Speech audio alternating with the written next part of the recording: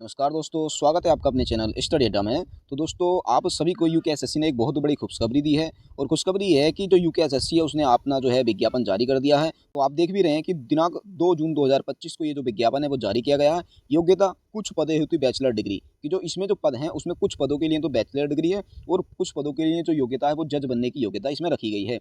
बाकी जो आयु सीमा इसमें भाई आयु सीमा इतनी है कि अगर आपके जो फादर हैं वो भी पढ़े लिखे हैं तो वो भी इसमें अप्लाई कर सकते हैं। कहते हैं ना कि अगर आपने पढ़ाई की है, तैयारी की है तो आपकी जो पढ़ाई है, तैयारी है, स्टडी है वो कभी भी बेकार नहीं जाती है। अगर आपके फादर भी उस क्राइटेरिया में आते हैं तो वो भी इसको अप्लाई कर सकते हैं क्योंकि इसकी जो अधिकतम आयु सीमा है वो 67 ईयर है।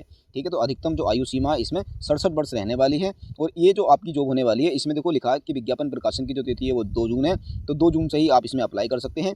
बाकी इसमें जो आपकी जॉब लगने वाली है वो लगेगी आयोग में अध्यक्ष व सदस्य बनने का मौका, कि आपको इसमें क्या बनाया जाएगा, आयोग के अंदर अध्यक्ष बनाया जाएगा या फिर उसके सदस्य बनाए जाएंगे। अभी देखिए, जो अध्यक्ष बनाने की जो योग्यता होती है वो एक जज बनने की योग्यता के बराबर है, जबकि जो सदस्य बनते हैं उसमें ग्रेजुएशन यानी कि बैचलर डिग्री मांगी गई है। अब जान लेते हैं इस पूरे के पूरे विज्ञापन को। हाँ, आगे बढ़ने से पहले अगर आपने अभी तक हमारी वीडियो को लाइक और चैनल को सब्सक्राइब नहीं किया है तो जल्दी से कर लीजिए। आगे स्टार्ट कर लेते हैं अब। तो जैसा कि आप देख ही रहे हैं कि यहाँ पर लिखा है, देखो साफ साफ लिखा है कि विज्ञापन प्रकाशन की जो तिथि है वो कितनी है, 2 जून है। ऑनलाइन आवेदन करने की प्रारंभ तिथि 9 जून है।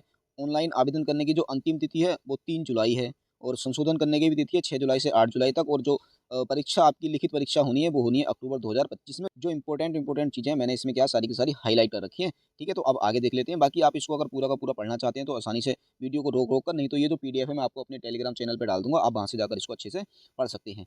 ठीक है, तो दूसरा पॉइंट देख लेते हैं। इसमें क्या लिखा है कि उत्तराखंड अधीनस्थ सेवा चयन आयोग द्वारा खाद्य नागरिक आपूर्ति एवं उपभोक्ता मामले विभाग के अंतर्गत राज्य उपभोक्ता विवाद प्रतिशोध आयोग में राज्य जिला आयोग के अध्यक्ष तथा सदस्यों के रिक्त पदों पर सीधी भर्ती द्वारा चयन हेतु ऑनलाइन आवेदन पत्र आमंत्रित किए गए हैं। यानी कि इसमें जो आवेदन पत्र मंगवाए गए हैं वो हमारा जो विभाग है उसका नाम है खाद्य नागरिक आपूर्ति एवं उपभोक्ता मामले विभाग। तो विभाग कौन सा, हमारा खाद्य नागरिक आपूर्ति एवं उपभोक्ता विभाग है। इसके अंदर जो आयोग है राज्य उपभोक्ता विवाद प्रतिशोध आयोग, इस आयोग के अंदर राज्य और जिला आयोग अध्यक्ष और सदस्य, यानी कि इस आयोग के अंदर राज्य का अध्यक्ष बनाया जाएगा और जिला का अध्यक्ष बनाया जाएगा और जिला सदस्य और राज्य सदस्य भी बनाए जाएंगे। इनके लिए जो आवेदन पत्र हैं वो आयोग की वेबसाइट है www.ssc.uk.gov.in पर 3 जुलाई तक ऑनलाइन आवेदन आप कर सकते हैं। ठीक है, जो पद हैं यहाँ पर आप पद देख सकते हैं कि कौन कौन से पद हैं और कितने पदों की संख्या है यहाँ पर। तो जैसा आप देख रहे हैं कि अध्यक्ष राज्य उपभोक्ता विवाद प्रतिशोध आयोग उत्तराखंड, यानी कि जो राज्य वाला अध्यक्ष है उसके पदों की संख्या 1 है और जो जिला अध्यक्ष है भाई उसके पदों की भी संख्या 1 है यहाँ पर। बाकी जो सदस्य हैं इसकी यहाँ पर 2 हैं और यहाँ पर 1 है। बाकी जो सामान्य सदस्य हैं उनकी संख्या यहाँ पर 1 है और यहाँ पर जो सदस्य हैं उनकी संख्या 19 रहने वाली है। ठीक है, इस तरह से जो टोटल पद है यहाँ पर 24 पद हैं। अब देख लेते हैं हम एक एक की किस किस की क्या क्या योग्यता मांगी गई है। तो सबसे पहले हम बात कर लेते हैं अध्यक्ष की। यहाँ पर हम सबसे पहले उनकी श्रेणी देख लें तो इनकी श्रेणी है अनारक्षित श्रेणी है, पद की संख्या 1 है।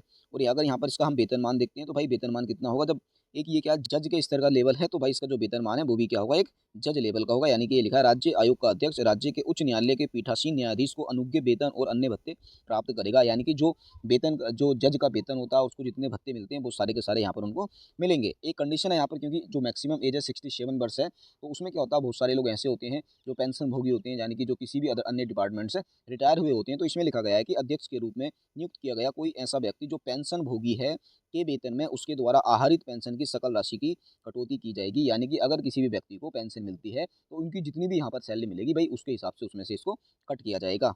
ठीक, अब देख लेते हैं थोड़ा सदस्यों की क्या क्या योग्यता है। हाँ, अधिकतम आयु सीमा आप देख लेना यहाँ पर 67 ईयर्स है और पद का स्वरूप क्या भाई स्थायी और 4 वर्ष के लिए अधिकतम है। इसका मतलब ये भी मैक्सिमम 67 है। अगर आप 67 में लगते हो तो तब तक आपकी लगभग नौकरी रहेगी जब तक आपकी डेथ नहीं हो जाती अधिकांश केस में। क्योंकि भाई सिंपल सी बात है, 60 70 साल लगे आदमी जी पाता है, उसके बाद तो बहुत मुश्किल हो जाता है। बस बहुत ही कम होते हैं जो जी पाते हैं।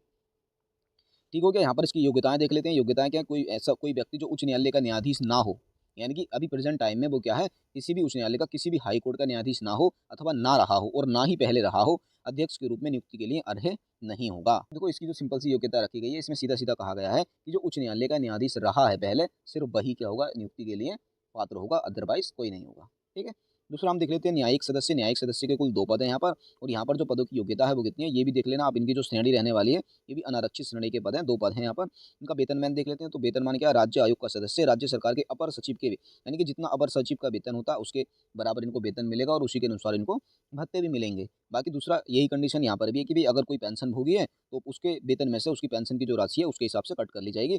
दूसरा एक चीज़ यहाँ पर देखो और बताइए कि जो सदस्य के वेतन है, यहाँ पर जो सदस्यों का वेतन मिलेगा उसमें वार्षिक उत्तरोत्तर वृद्धि की जाएगी, यानी कि 3% जो दर है उसके हिसाब से वार्षिक उत्तरोत्तर वृद्धि की जानी है। अब इसके सदस्यों की जो आयु है वो 60 से 65 वर्ष दे रखी है, यानी कि यहाँ पर आयु सीमा 60 से 65 वर्ष है। पद का स्वरूप वही है, स्थायी या 4 वर्ष।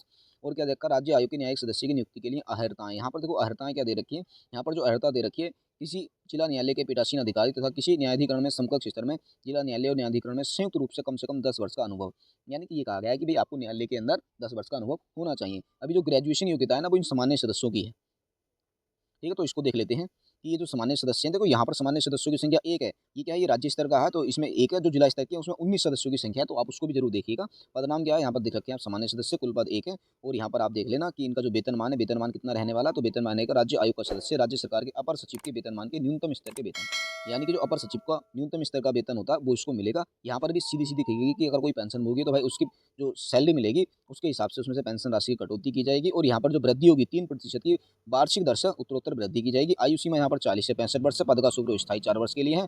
अब इसके लिए जो अर्हताएं हैं वो थोड़ा सा हम देख लेते हैं।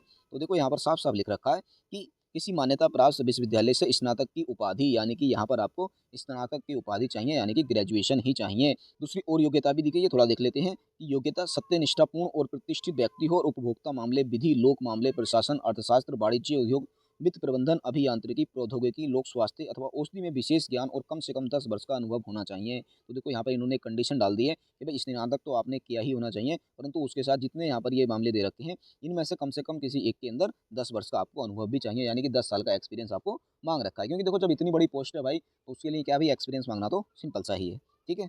दूसरा अब हम देख लेते हैं इसको, ये अध्यक्ष, पहले हमने ऊपर क्या देखा था वो देखा था हमने राज्य स्तर के जो अध्यक्ष थे वो देखा था, और यहाँ पर हम देखेंगे जिला स्तर का जो चीजें हैं वो सारी की सारी होने वाली हैं। तो देखिए हमने जो राज्य स्तर के देखे थे ना उनमें जो जो कंडीशंस बताई गई थी वही सारी की सारी जिला स्तर में बताई गई हैं, ठीक है। तो हम इनमें ज़्यादा टाइम नहीं देंगे क्योंकि बेफालतू में वीडियो लंबी करके कोई फायदा नहीं होता। आप इस वीडियो को अच्छे से पूरा का पूरा देख लेना। बस यहाँ पर हम एक चीज़ आपको बता देते हैं जो लास्ट में हमारी रहने वाली है, हाँ ये है, हाँ ये इसको देख लीजिए, ये देख लेते हैं, ये सदस्य हैं और यहाँ पर जो सदस्यों की संख्या 19 है, यानी कि ये जो 19 पद है आपके लिए थोड़े इंपॉर्टेंट होने वाले हैं कि अगर आपको इनमें से किसी भी मामले में 10 वर्ष का अनुभव है तो आप यहाँ पर इसको अप्लाई कर सकते हैं, क्योंकि इसकी जो योग्यता रखी गई यहाँ पर स्नातक की उपाधि रखी गई और इन मामलों में से किसी भी एक में से कम 10 वर्ष का आपको अनुभव होना चाहिए। ठीक हो गया, तो ये सारी चीज़ें थी हमने आपको बता दी हैं। बाकी और थोड़ा देख लेते हैं कि हाँ ये देखो यहाँ पर जो आपका सिलेक्शन है वो किस बेस पे होने वाला है। तो अभ्यर्थियों के चयन हेतु आयोग द्वारा वस्तुनिष्ठ, वर्णनात्मक व साक्षात्कार प्रकार की प्रतियोगी परीक्षा आयोजित कराई जाएगी। इसका मतलब ये है कि इसमें एक एमसीक्यू टाइप का आपका प्री टेस्ट होगा, फिर वर्णनात्मक यानी कि डिस्क्रिप्टिव टाइप का एक रिटर्न यानी कि मेंस एग्जाम होने वाला है, यानी कि एक प्री होगा, फिर एक मेंस होगा और उसके बाद आपका इंटरव्यू होगा, तब जाके आपका सिलेक्शन होने वाला है। ठीक है, अब थोड़ा सा इसके सिलेबस भी देख लेते हैं कि भी किसका क्या टाइप का सिलेबस रहने वाला। तो यहाँ पर आप देख रहे हैं प्रथम प्रश्न पत्र कि आपका जो प्री एग्जाम होगा उसमें से ये सब्जेक्ट आने वाले हैं, वस्तुनिष्ठ प्रकार का होगा, सोमको की परीक्षा होगी, 2 घंटे इसका टाइम होगा। द्वितीय यानी कि जो मैन होगा उसमें से इन विषय में से पूछा जाएगा, डिस्क्रिप्टिव टाइप का है ये, 100 क्वेश्चन का आएंगे इसमें और 3 घंटे का होगा। बाकी जो आपका इंटरव्यू रहने वाला है वो 50 अंक का होगा। ठीक है, तो ये सारी की सारी चीज़ें हमने आपको बता दी हैं और इसका जो माध्यम होगा वो हिंदी और अंग्रेजी दोनों प्रकार का माध्यम होगा। ठीक हो गया, तो ये सारी की सारी चीज़ें हमने आपको बता दी हैं। अगर किसी को कोई अगर इसके लिए एलिजिबल है तो अच्छे से ये सारे के सारे जितने भी नियम कानून यहाँ पर बता रखे हैं तो ये सारे के सारे आप देख लेना। यहाँ पर जो आयु की गणना है वो 1 जुलाई 2025 से की जाएगी। ठीक है, और आप ये देख लेना कि जो आवेदन पत्र भरने की जो प्रक्रिया है वो किस तरह से आपको आवेदन पत्र भरना है, ये सारे के सारे यहाँ पर स्टेप हैं वो भी यहाँ पर बता रखे हैं। तो किसी को कोई दिक्कत नहीं होगी। अगर आपको फिर भी कोई दिक्कत होती है तो आप कमेंट बॉक्स में हमसे पूछ लेना, हम आपको थोड़ा सा गाइड कर देंगे।